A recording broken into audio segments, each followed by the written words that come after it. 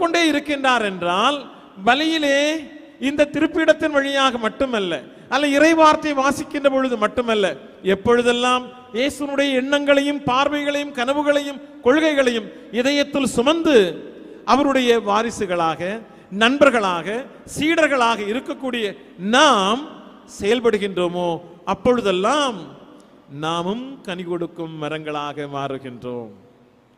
எனவே மரியா தன்னுடைய கனி கொடுக்கும் பணியை இயேசுவோடு மட்டும் நிறுத்திக் கொள்ளவில்லை, மாறாக இயேசுவினுடைய சீடர்களாகிய நம் வழியாகவும் இந்த பணியை தொடர்கின்றார்கள்.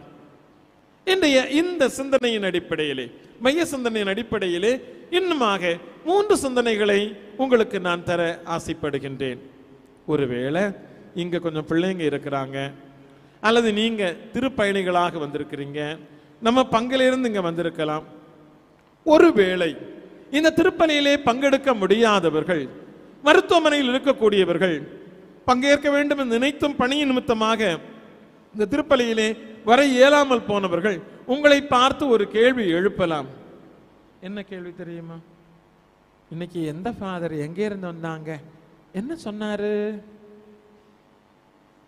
கான்வென்ட்ல போனா அவங்களுக்குள்ளால பேசுவாங்க, நீங்க ஹாஸ்டல்ல போனா பேசுவீங்க, வீட்டில் போனா பேசுவோம். வழக்கமாக ஞாயிற்றுக்கிழமை திருப்பலி முடிந்து